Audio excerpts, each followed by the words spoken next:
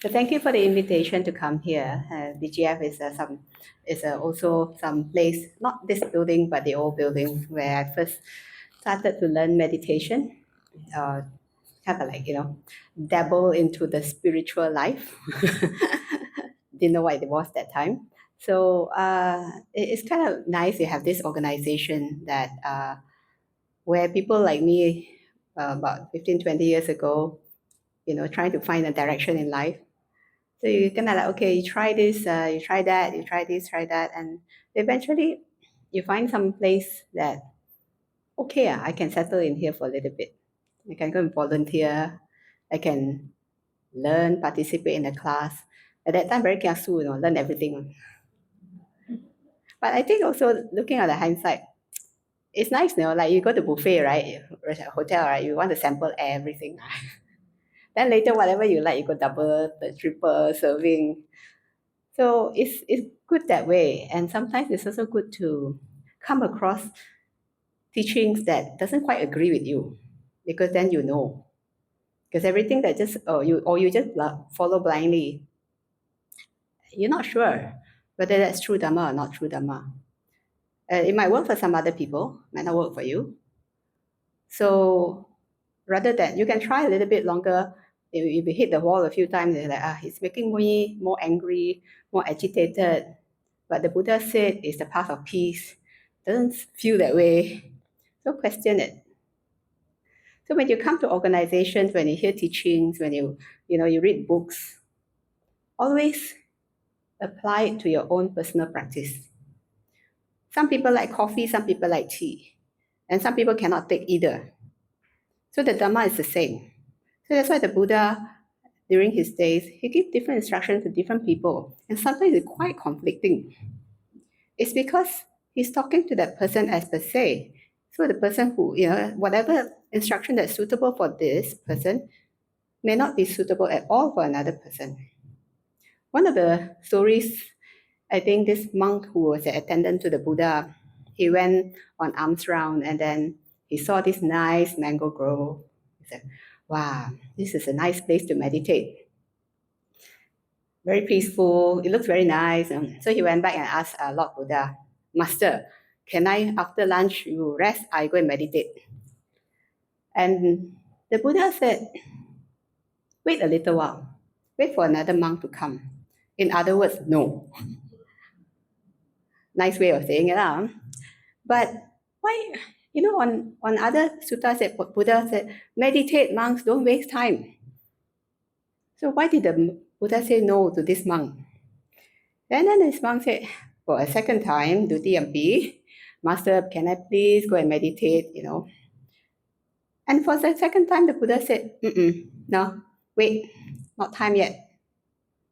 Not time now when haven't not enlightened yet. You say sense of urgency, must quickly, don't waste time. So he Tatiyampi again, third time. It's okay, Buddha, you already enlightened. I'm not yet. I need to sit. Something like that. So can I please go? And Buddha being Buddha, cannot stop you. Go. I say so already. Go ahead. So he like, yes, finally got a permission to go. So went down, find a nice quiet place, put the sitting cloth down. I think this is what normally they do. And then put the mosquito net, whatever that will protect the body. So happily sit there. Buddha give him permission to sit. But his meditation was terrible. At that time where he sat in a beautiful, quiet, what he think was a nice place, all the negativity of the mind invade him. Thoughts of cruelty, thoughts of something that is unmonkish, like something like, hey, what's this? Outside is so beautiful, but inside is so horrible. And he couldn't really meditate. And struggle like all of us do, Sometimes you're like, so much thoughts in my mind. Never mind. Try again. Take a deep breath. Start again. You know how we are like, I already dedicated my time, get permission from the master. I'll go through so many hindrances. Come here, the mind don't want to listen to me. Sound familiar, right? So he was struggling, and then it's getting worse and worse until to the point that I don't want to break any more precepts in case, you have these nasty thoughts, then you're actually act out. So he said, okay, back up. Go back. Let's see the Buddha. Yeah, I think I know why lah. You don't let me go. I'm not ready.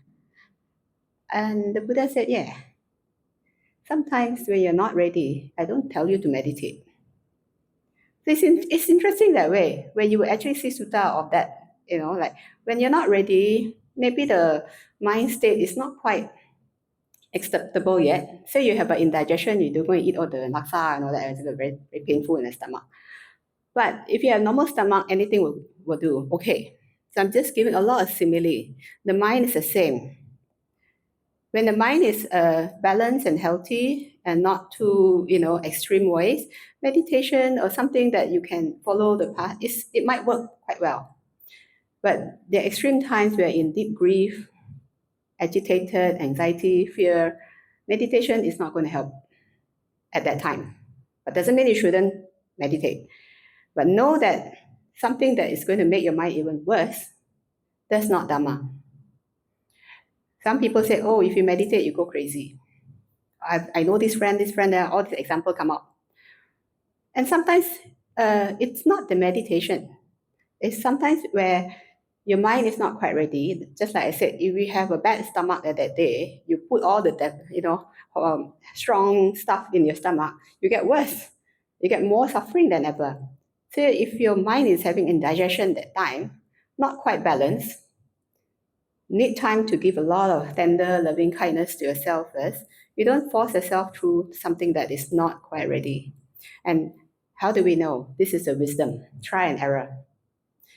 If you do a lot of meditation and you start having your personal life, you get more angry, you get more impatient, people say, stay away from this person. It's not happening, okay? Either you meditate wrongly or it's not quite right. So go and do other things. You can go and do service, you can do dana, you can go and help volunteer. So, or you can also change the meditation object to do walking.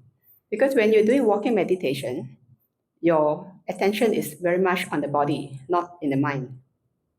So when you meditate, most people will say, okay, this is my time to purify my mind. So the whole attention go into the internal. But when the internal start to reject and have a war, okay, not quite right. But when you do walking meditation, your attention is on your feet, up, lift, down. Yeah. So not so much, inside. So that can help to calm the body, calm the mind.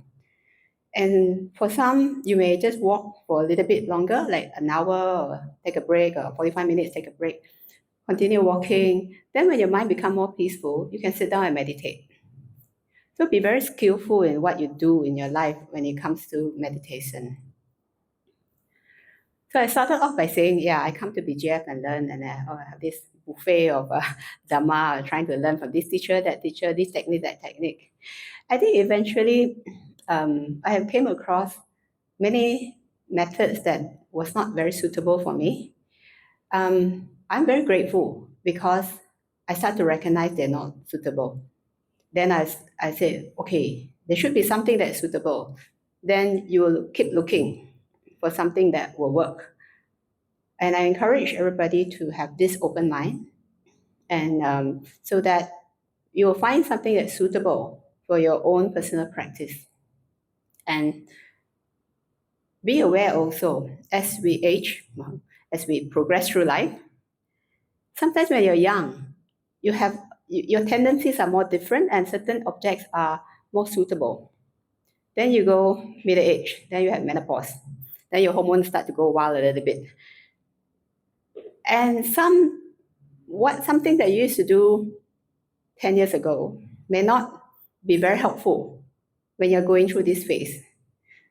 And when you recognize it, okay, just like certain things that you can eat when you're young and don't give you any stomach problem, when you go middle age, okay, a bit overdose, you feel it already.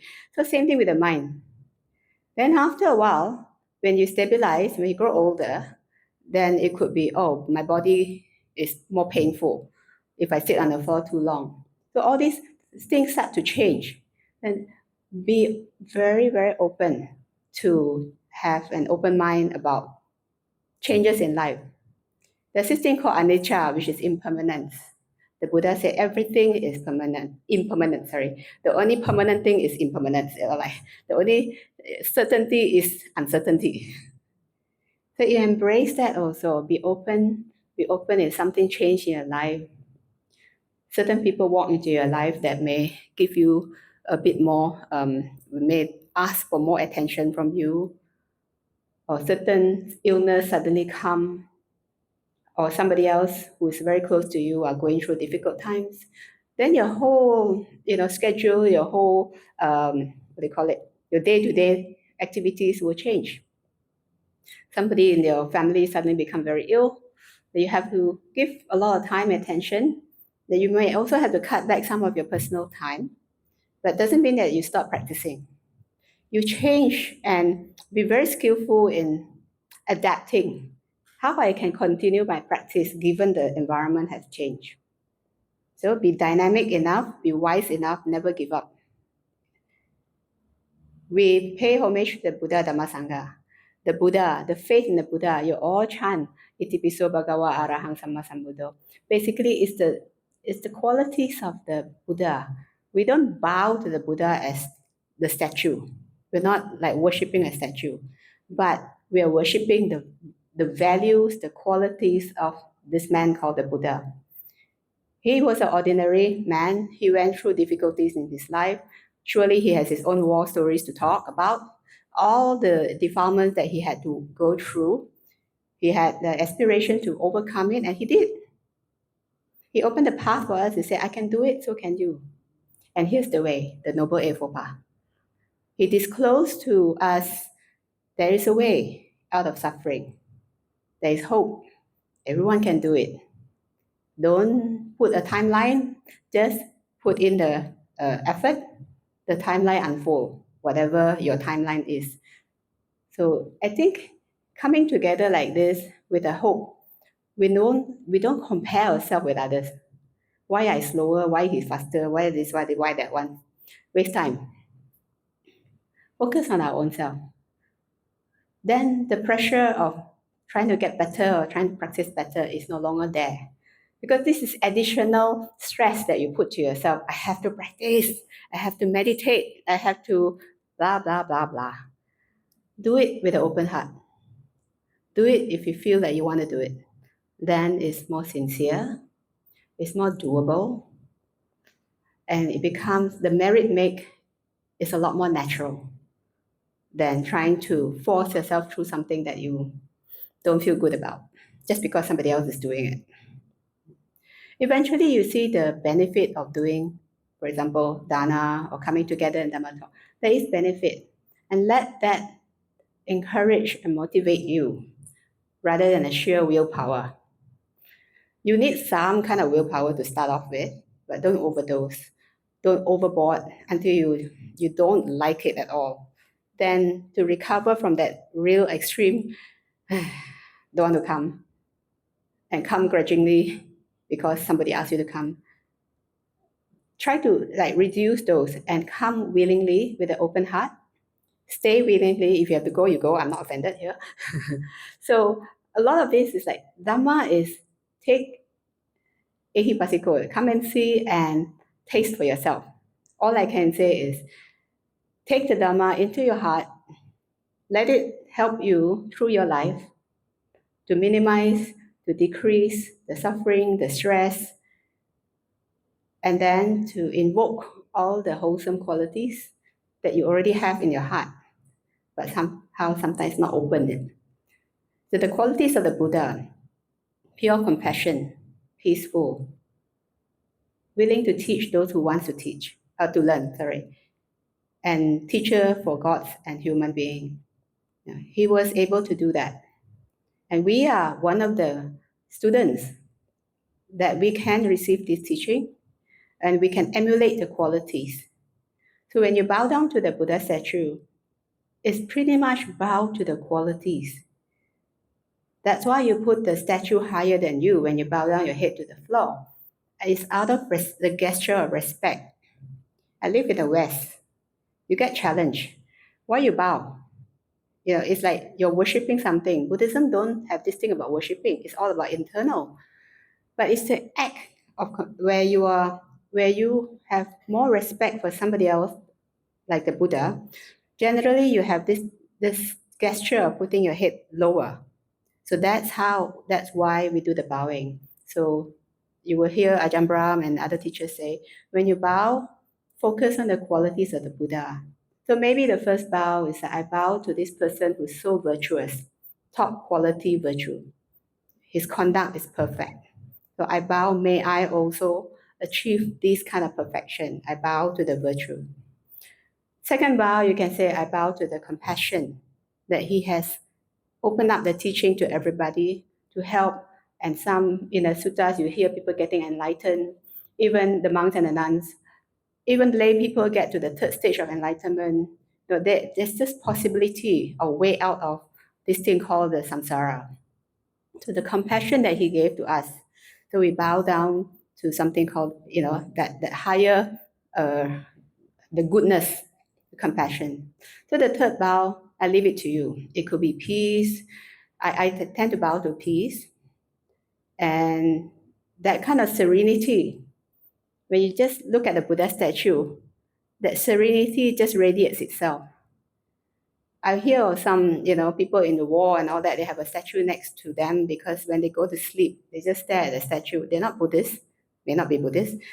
But the image, the serenity, the peacefulness, just give you that. May you also be peaceful. So when you bow, I bow, the third bow to peace. So make that something, when you do a bow, it becomes meaningful. So you're not just like blindly or, sometimes unmindful, just bow, okay, just because you have a bow. So do that. Somebody asks you, your kids ask you now that, Mom, why you bow? Explain to them in this sense.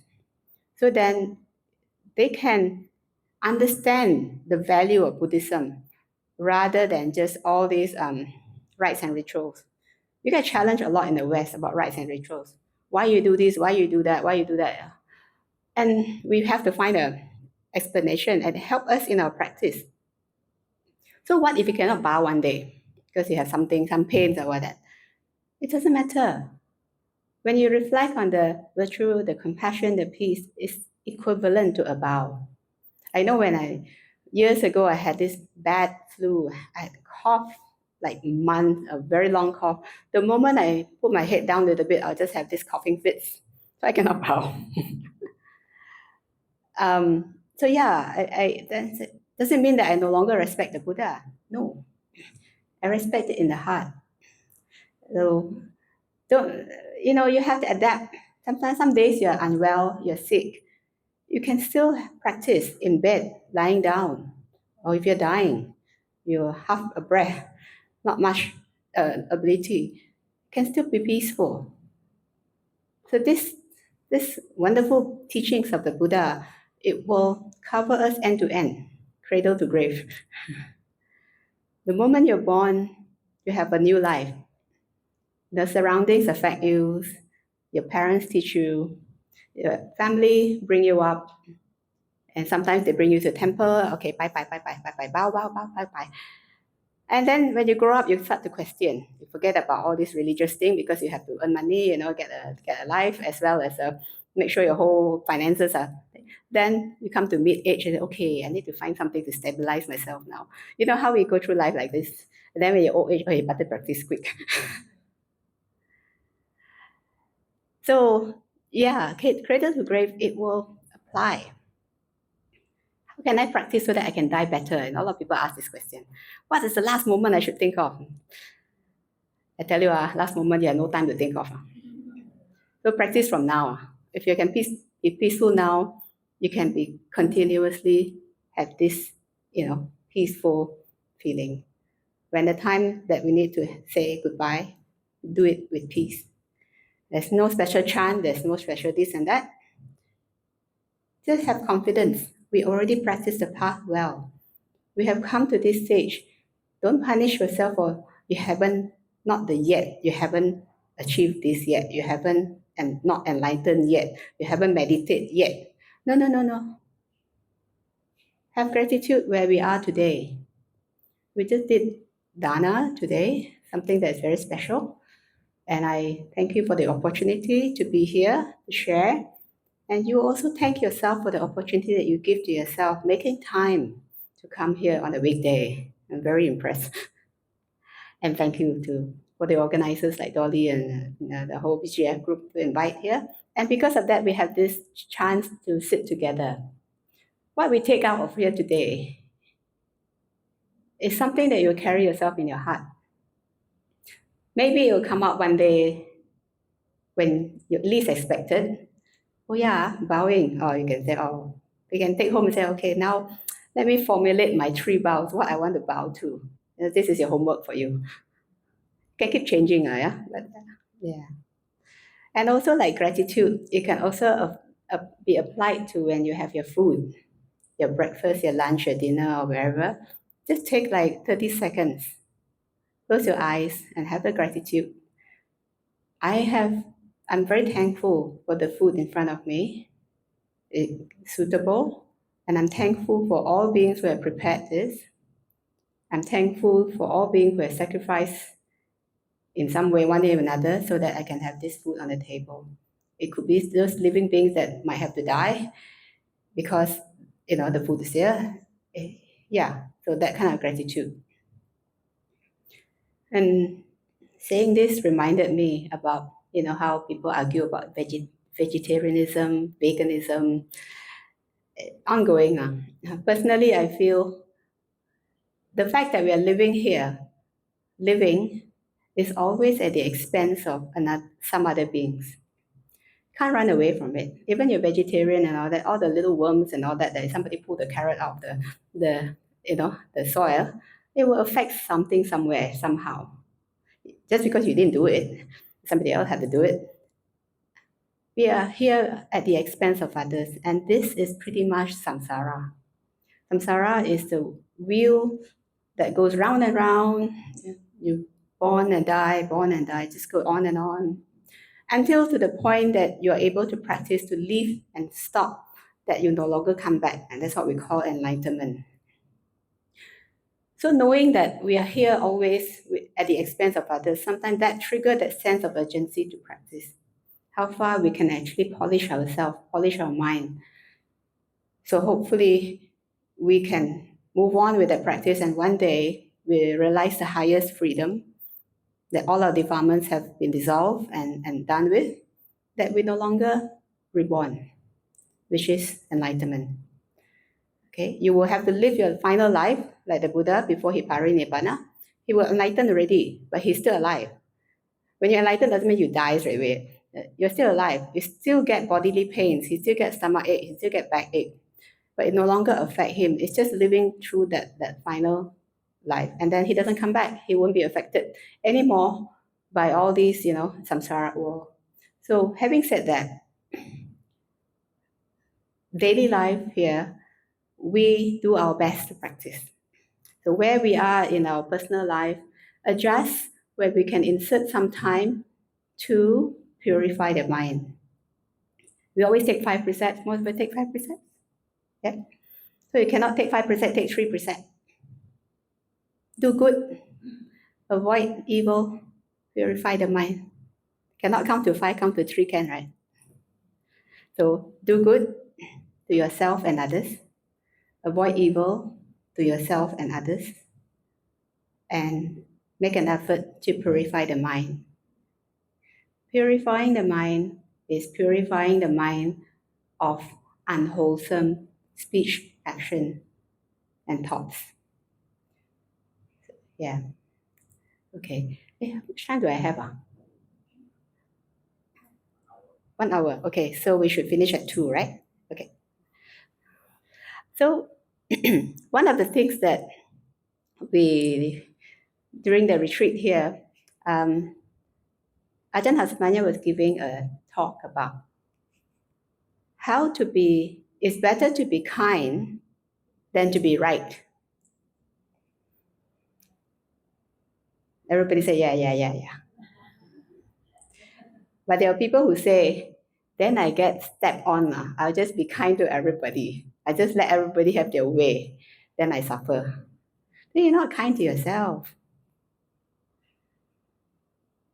So a lot of things that we do has to be balanced perspective. It has to be kind to both ways.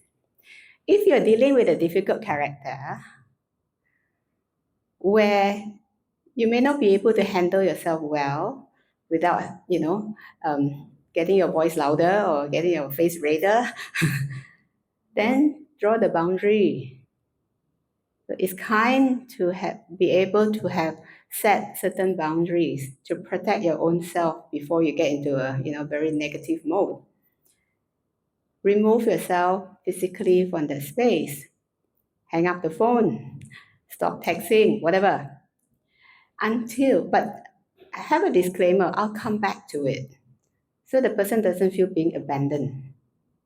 It's because, given ups and downs in that life, you're not always bright and beautiful. You're not always in the best of moods or ready for all the beautiful words. And it's like sayang you to the max, Some days you just, you have this girl moment.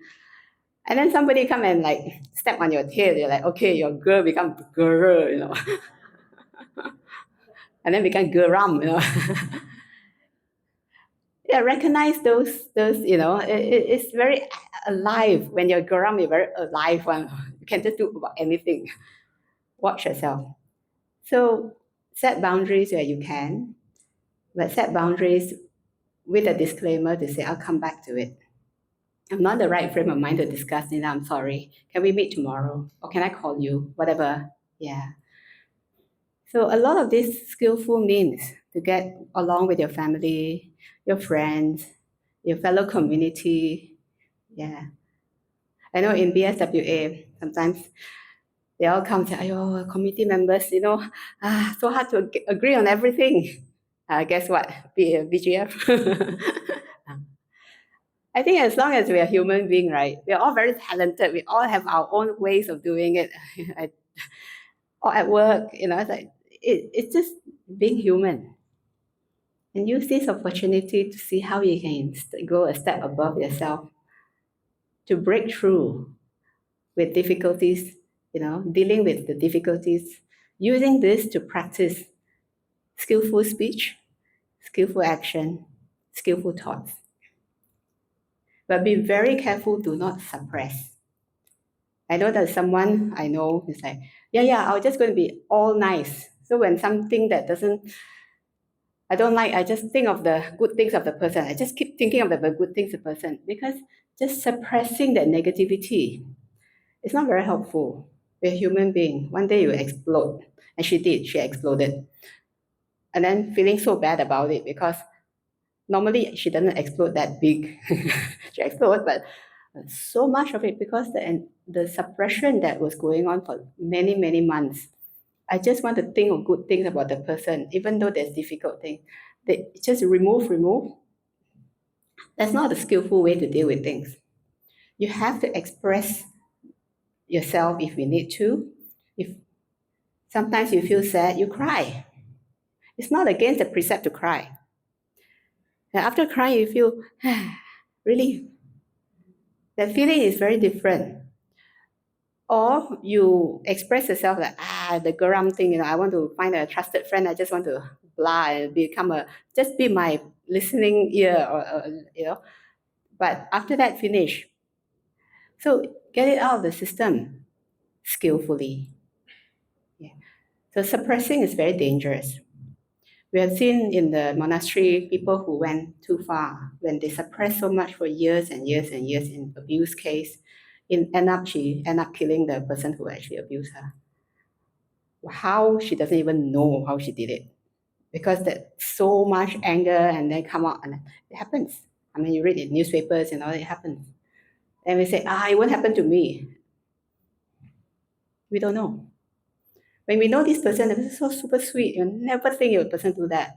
But the amount of suppression leads to the totally insane, some energy that can happen. So be aware, be careful. We've seen this happening in newspapers. Sometimes you hear the stories. So act skillfully in whatever you do, body, speech, or mind. Do not suppress. Find a trusted friend to let out any emotions. For us in the monastery, our teacher said, if you need to scream, go to the forest and scream. After that, come back work. But yeah, we also are human beings as monastics. So we also have to skillfully take care of our own mental well-being as also, the mind. Living in the monastery, nuns monastery, all female. Yes, everybody laugh.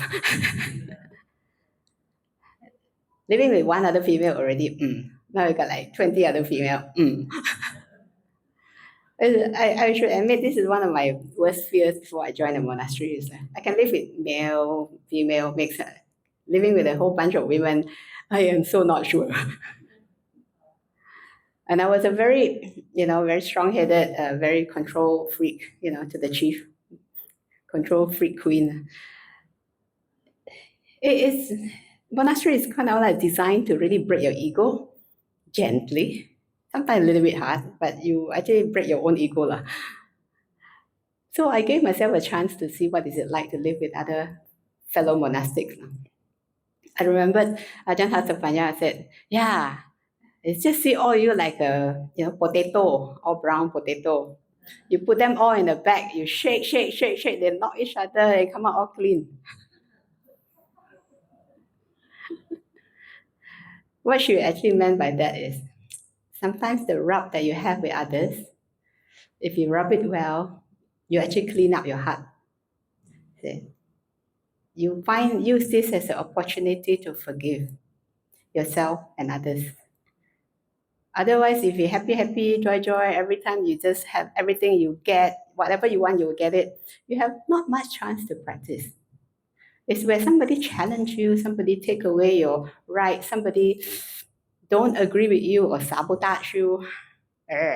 Then that's when, okay, the choice. You want to get angry with the person? Tell the person off? Can, go ahead. You suffer for that later. But the other thing is, you can put things right in perspective. You can say, I will correct your behavior because it's not acceptable to me. Yeah, be assertive, be protective. But I also can forgive you that bit. I can forgive myself for being silly, that you do this to me. I can also forgive you for what transpired or some negativity that has happened. So thank you for the opportunity to forgive you, for me to forgive, to learn how to forgive.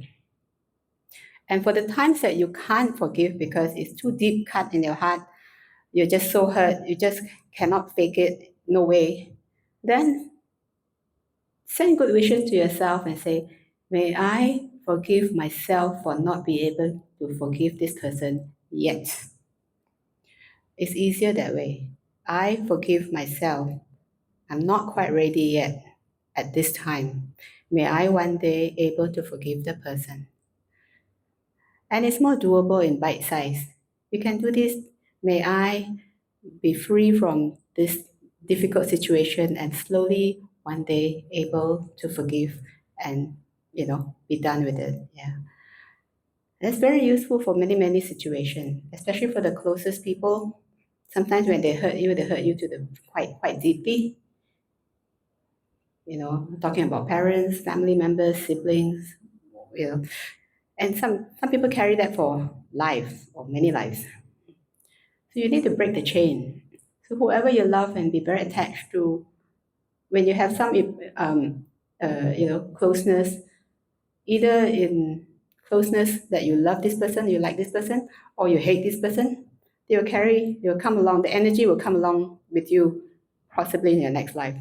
So I have somebody who said, I have very difficulty with my ex-husband last time. I don't want to see him again in the next life. So I better not have any ill feeling. Otherwise he'll come and harm me again. So sometimes that itself is a good trigger to neutralize, forgive and neutralize, carry on. So yeah, I talk about from the very start, the practice, the buffet, we all have food already. So pick and choose what applies to you at this time of your life. Make an aspiration, put some time in the day to just sit quietly, analyze and have a look at your heart and wish yourself well. Even if sometimes meditation doesn't happen, but just wish yourself well. And then make an effort to reconnect or to patch up any broken ties or negativity and clean that out slowly, gently from your heart. So this itself is doable in whatever amount you want to do. Yeah. So with this, I hope, give you some tips in your Dhamma in the daily life. And we appreciate the teacher, the big teacher called the Buddha, who has set the path out for us. He laid the Dhamma. And then for the members of the Sangha, we have renounced to walk this path and also share what we learn and how to apply that in your daily life. Yeah. So I think I'll just pause at this moment and open for any questions. So the question can be what we spoke about today or anything else. Sadhu, sadhu, sadhu.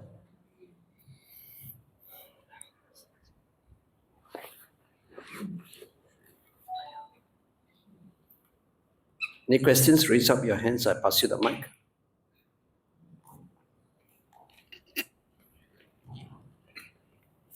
Good evening, good afternoon, Ayya. There's a sutta in the Samyutta Nikaya, SM 4719, Siddhaka Sutta.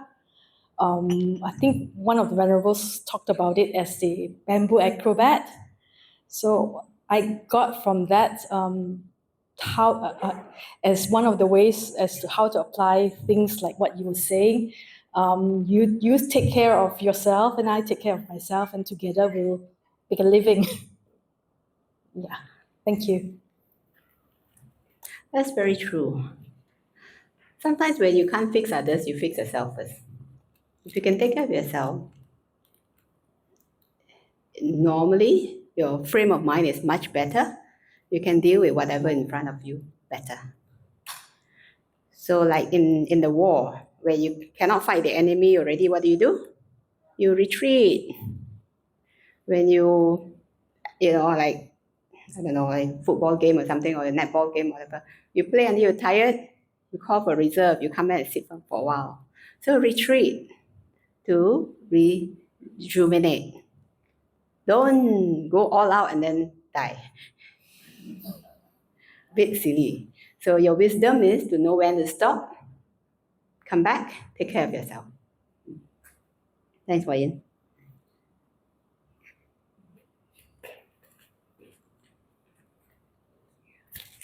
Hi, Venerable. Yeah. Just now you did mention that if you're upset, it's okay to basically find someone and talk about it. So, so in that case, if sometimes when you talk about it, you vent it out, it becomes a little bit more emotional. So the good speech, would that go against the good speech?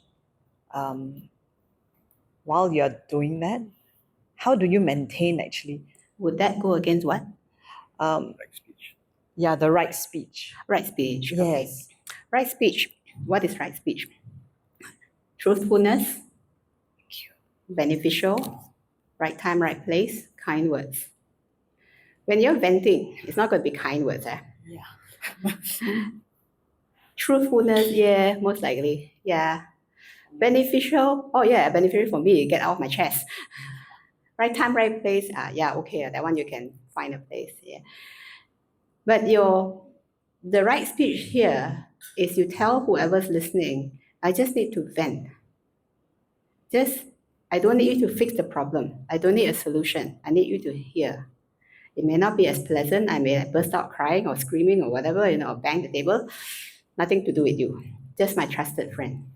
And if you have somebody who can be that to you, you can let it out properly, safely. Because you can also put a disclaimer that nothing to do with you. And don't add the adding to the person that you are angry with. It's a bit different. Try fine. But just help me get it out my chest. Just like you have toxin in your body, you need to purge it out. This is whatever comes out is not nice. But that once it's out of the system safely, you can flush it away. So after that, thank the person for being a listening ear. Okay, I'm done, I'm good. Yeah. If you need to cry, cry. We find sometimes all bottle up energies or years and years. We have people who just stop themselves from, expressing it. So they can't cry, even though they want to cry. It's very hurt, very heavy in the heart. One day, where the person is allowed to cry, they just cry non-stop. Magically it fixed. No need counseling, no need. It's just the toxin that has been carrying for such a long time is released. We have tears. That's the whole purpose of it, to clean the body. So it's all right. Don't judge somebody who is crying. Take care of the person, bring them to a private place so that they can not so embarrassed and all that kind of thing. Or just find, okay, you need to explain. Let's go to some place safe and, allowing the person to go through that. And that's very, very kind. Sometimes you do counseling with others and all that. All they did, the counselor sit there and the person just cry. And they finish, oh, thank you, 10 minutes done. Or you pay a psychologist or something, just sit there and la la la la la. Okay, finish. Prepare tissue boxes, prepare a rubbish bin. Having said that, I'm not saying crying is the only way. But some people, this is how we have expressed ourselves from kids. Don't get anything, mommy, cry, scream, and then they're okay. Fall down, pain, cry. It's almost automatic, that plea for help. I've known some people that the parents said you cannot cry. It was very damaging for the person, unfortunately. When they grow adult, they could not express, it becomes very sick emotionally until they see a counselor and slowly break through and then say, okay, it's so easy, a few tears only, okay. I hope that helps because when you have a trusted friend, I'm hoping that you can be yourself at that point. You can break down, that feeling is like, I have somebody who can understand me and don't judge the person. Or just because the person is a crybaby, is a person like, very soft, very... Who are you to judge? Who are us?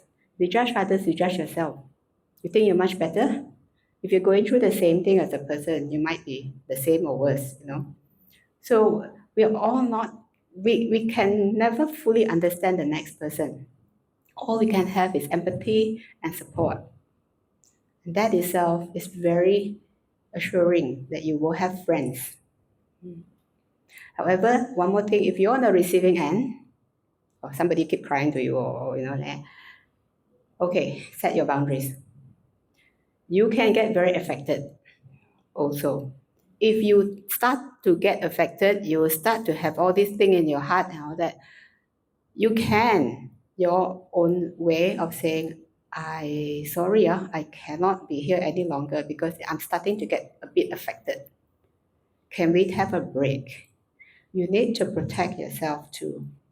Just like CPR and all those people who do the CPR, you do it, you don't die of your own heart attack, because you're trying to save somebody and you're so tired already and you have to stop.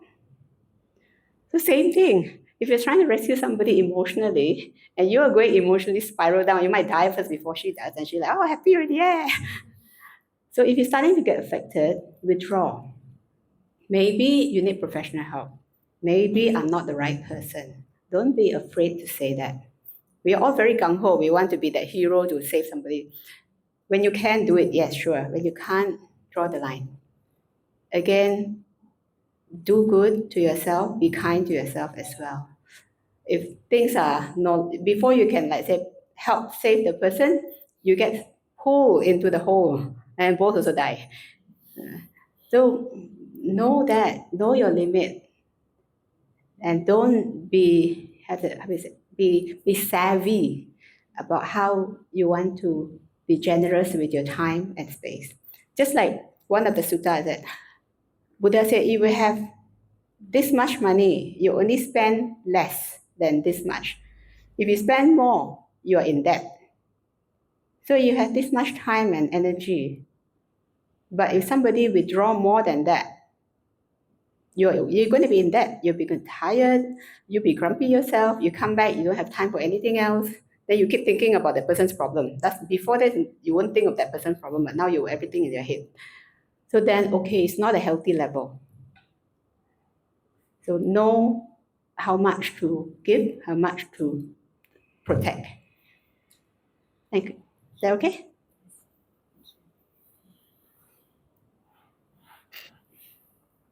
Any other comments or questions or complaints? Complaints I will forward to the organizer.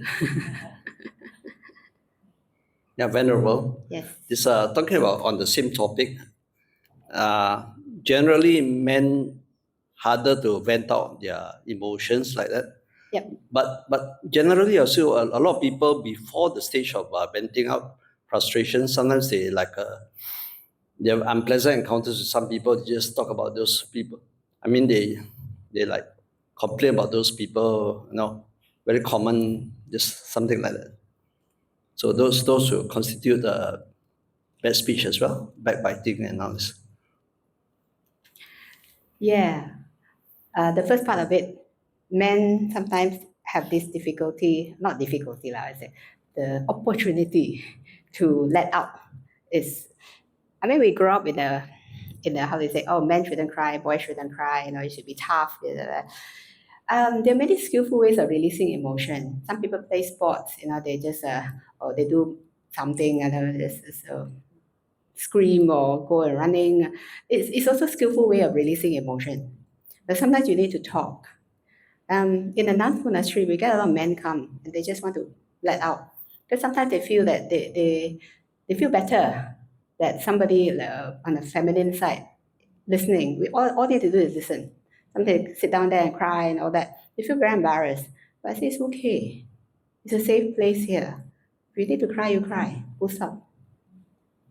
And after that, oh, so much better.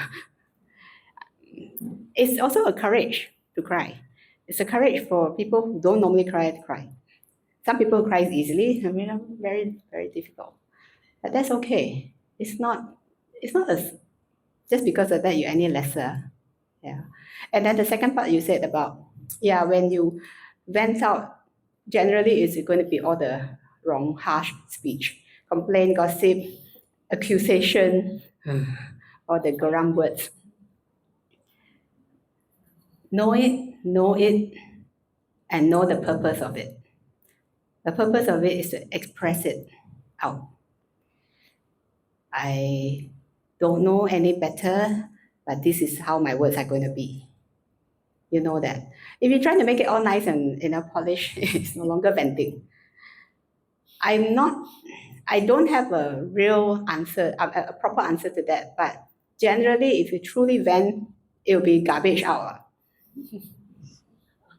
After that, maybe you can close it by saying, whatever I said was very harsh, but I had to get it out of my system. I feel better. And I don't mean that this harsh speech to be applied to that person, but I just somehow need to get it out of the system. So that's why I pick a trusted friend, put this disclaimer first. I'm sorry if some of my words can be quite hurtful and harsh. It's not anything to do with you. I somehow just need to vent in a way. I find it helpful in a way where the person doesn't hold your words. You're responsible for how all your curse words coming out, kind of thing.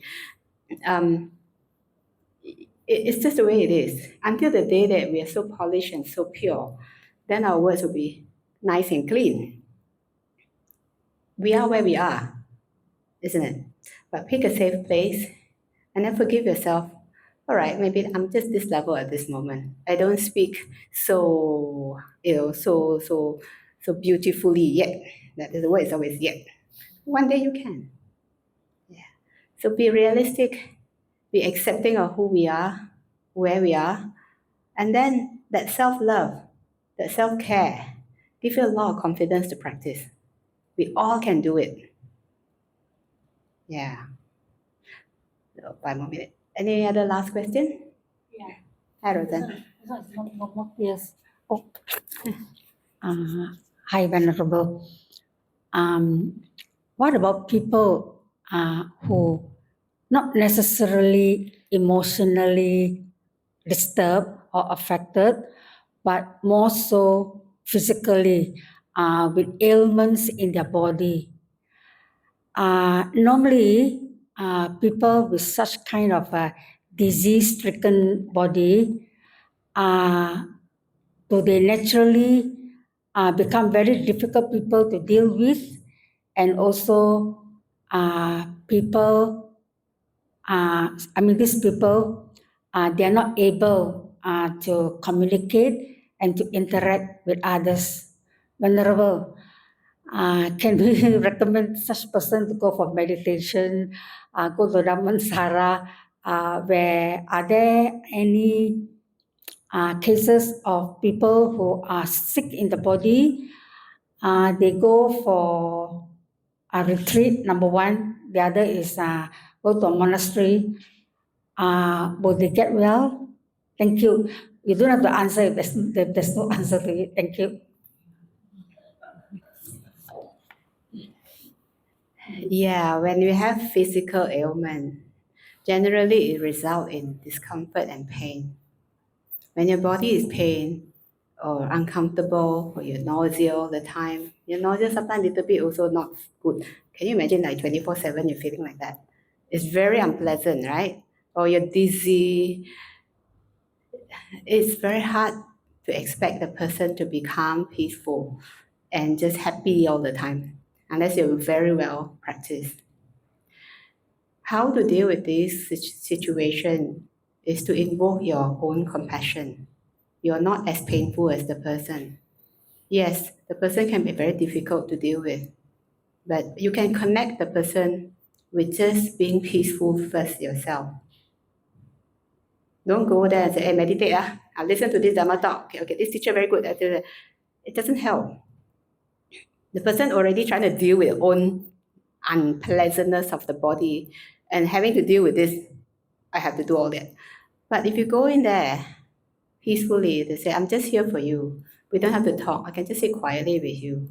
Or you can just tell me all the difficult stuff, what you're going through, your pains, your whatever. I'll just listen. My time is for you. So when you practice that generosity of giving my time for this person, it's your giving, not expecting anything back in return, not expecting him or her to meditate, not expecting him to get better. Whether the person get better or worse is their own person's karma anyway. You just be there and give sincerely, just to be there. If we can hold a hand and they allow that, you're physically touching, can I massage you? Can I do something non-verbal that make you a lot more comfortable? Can I get you something this? Then when you ask the person what the person needs, would you like to learn meditation? Would you like to learn how to calm yourself down? If the answer is yes, okay. If the answer is I don't talk about that, then don't talk about that. So have a lot of respect for people in physical pain. It's already not pleasant. If we are already in that situation, we also select who I want to see. You know what I mean? Some people, you see already, your pain double up already because. So practice so that you are suitable. Your temperament will be suitable for a person that you're facing. And this is all applies to all of us. Practice so that our own heart is clean and stable. So if you go to a hospital or you meet somebody, your family members, or that you need to be with the person, you can be peaceful and stable. That's all sometimes the person needs. Acceptance of the person who is already so unwell. And if Dhammasara is going to be a good place for these people, maybe I've invited people who have just got operated from cancer. You want to recover in Dhammasara? You can, I said, because I know the person is able to manage. The operation is not like too internal, it could be just a lump that they take out. But the environment really is very helpful for the healing. Number one, you're not disturbed by your family members or anyone expectation. You're cut out from the world. You have time to reconnect with your own healing. There are mothers who are pregnant and was told that her baby might be not normal at 5th month. How you feel when you're carrying a baby? Not born yet, I have 2 other kids. That kind of like, you walk out from the doctor's clinic, she came straight to the monastery. We tell her, whatever the child come out to be, love the person for who the person is. It's not your fault, it's not his fault, it's not this karma or whatever. It's a collective karma. The person is coming and chose you as a mother, whoever the person is. Then I recommend you want to stay a night or 2. She did. She just stayed the night or 2, cry her eyes out, try to deal with what's coming in the next 4 months of pregnancy. And that's where I personally feel as a nun, we have a place like that for people in a difficult situation. You're going home, your 2 other kids are screaming away, your husband go to work and come back, you have to cook. And you have to deal with this person in you at the moment. It's so hard. But this lady came and stayed for just 2 nights. Went back. After 4 months, she gave birth. Baby normal. The baby still come, the boy still come to the temple. I don't know. I don't know if it's a miracle or not. But sometimes when you have your healing, your own, doctors can make mistake. Or maybe it was. Maybe certain genes recorrect itself. I don't know. But the fact that if you have been a mother before, if you have to go through that situation, the anxiety, the fear, and all the projections in the future, how I don't have enough money to support this kind of situation. Yeah, so much go through their mind at the same time. And yet you have to maintain this calm and composure because you're pregnant, So yes, that's where I think the monastery has this value, not just for people with physical ailment. Normal people come in. Some of you have stayed there before. That healing environment, so to say, is helpful for the mind. And when your mind is calm and collected and peaceful, your body is healthier because they all synchronize. When you are carrying a lot of things, you get sick very easily, your immune system go down, all sorts of things. Yeah, if you can find places, monastery or some place that gel with your own way of practicing, your own temperament, go for it. Invest the time in the year. How many days? 1 night is also good enough. This Mother's Day 2 nights, 1 night, 2 nights only. That's all she can afford anyway because the kids are screaming at home. But yeah, it's good enough. So find places like this. I know in Malaysia got a lot. Maybe BGF also, when you do retreats, you will have chances for you to come in here and just be filtered out from some of the things in the world, not all, but yeah. Thanks, Roseanne. Okay, we're about time. So let's share the merit. You all can chant Akasata. So let's close your eyes for a moment and then recollect what we have done today. You come here to offer dana to a member of the Sangha. You've come here also your time to sit quietly listening to the Dhamma. And hopefully with this teaching, you take what is applicable and integrate that to your daily life. We find inspiration in some of the stories, what others have gone through. And then we have gratitude for being here, able to make it here, sitting in this nice, beautiful hall, the Buddha image in front of you. May the qualities of the Buddha, Dhamma, and Sangha, may this inspire you. May you also embrace these qualities of the Buddha, Dhamma, Sangha. And with the happiness and joy in your heart now, this is also the merit that you have generated in your heart. Let us radiate this to our loved ones, here or near or far away, our family members, elders, the young ones, and friends, and all the people in our life who have helped us, support us, all the people that we haven't known yet, may they also receive our merits. May we be so generous that we could extend this sharing of merit to all beings in all directions, near and far away, seen and unseen, those already here and those to be born. Let us all wish them well and happy.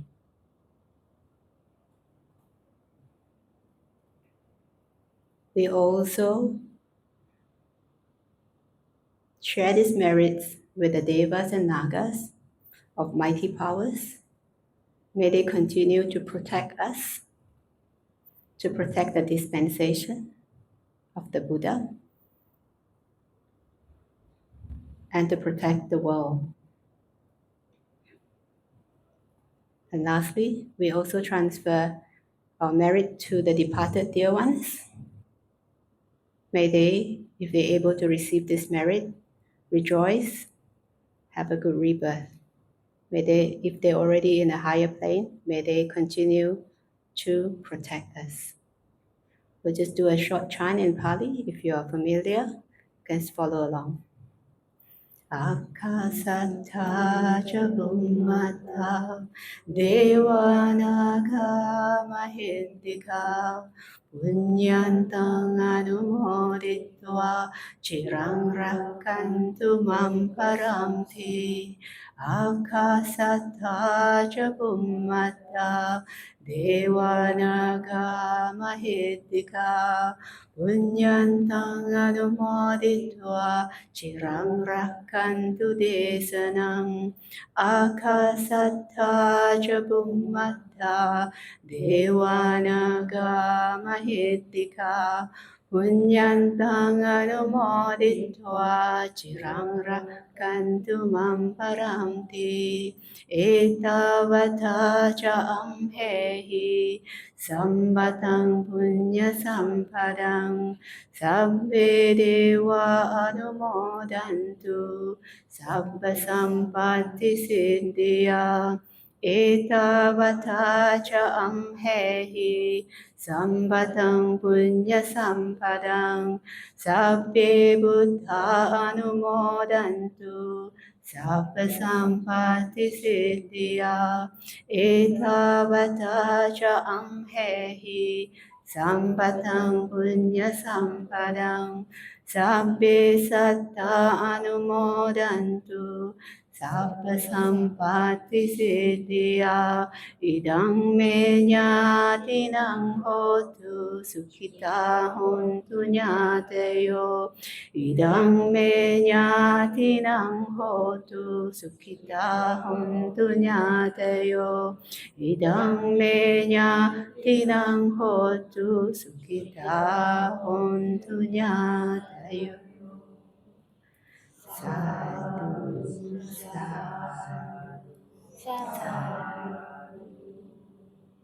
May the powers of the Buddha Dhamma Sangha, with this truth, may you receive protection, support, and in turn become joyful and peaceful. Sadhu, sadhu.